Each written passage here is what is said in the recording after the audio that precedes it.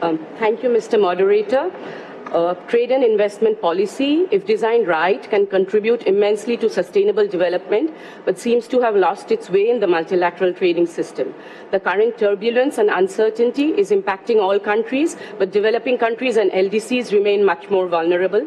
And as President Sanchez just said, with greater impact on vulnerable constituencies, including women, indigenous peoples, the poor, small farmers, workers, patients, and others, as all our countries are forced to make trade deals spanning a number of areas in addition to tariffs. This only reaffirms how fragile and inequitable the multilateral trading system has already been and how the talk of delivering on development has been rather rhetorical. Coming at this critical moment, I agree with Minister Traore from Burkina Faso that FFD4, under the aegis of the UN, had the potential to lay the pathway for bold and ambitious reshaping of the global trading system.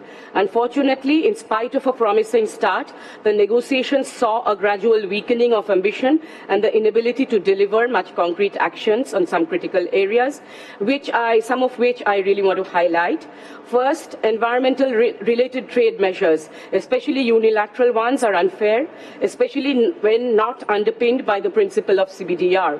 They give rise to concerns that these are aimed at securing commercial advantages and not sustainability, and threaten to cut out producers in the global south, especially small farmers, fishers, and SMEs from production and trade opportunities.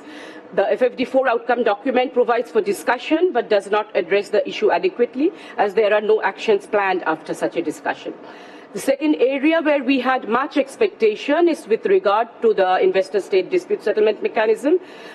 This provision has led to compensation paid to MNCs totaling something like $114 billion US, have massively undermined government's policy space, both in the global north and in the global south, to pursue sustainable development objectives. For example, measures related to climate action, natural resource conservation, health, tax, labor policies, and the rights of communities have all been threatened. Reform of the ISDS is already underway as UNCITRAL, but has major weaknesses. There was realistic scope for member states at FFD4 to go beyond reform and decisively agree to secede from such provisions across all investment agreements and implement a standstill on all ISDS cases until then. However, this did not happen. Going forward, we sincerely hope member states will engage in designing an effective reform process with immediate effect and will agree to a standstill until that is completed. Third, the outcome document prompts developing countries and LDCs to fully liberalize e-commerce. Estimates show that they are already going to lose $26 billion US in tariff revenues on e-transmissions in 2025.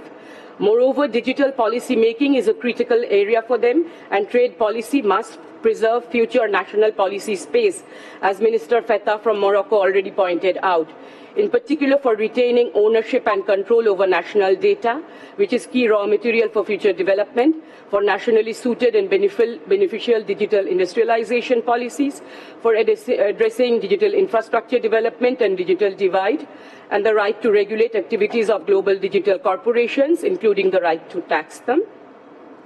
Finally, critical minerals is an area of concern. We understand the interest in attracting investment in this sector, but it's also imperative that developing countries and LDCs retain the policy space to ensure local value addition, beneficiation for structural transformation.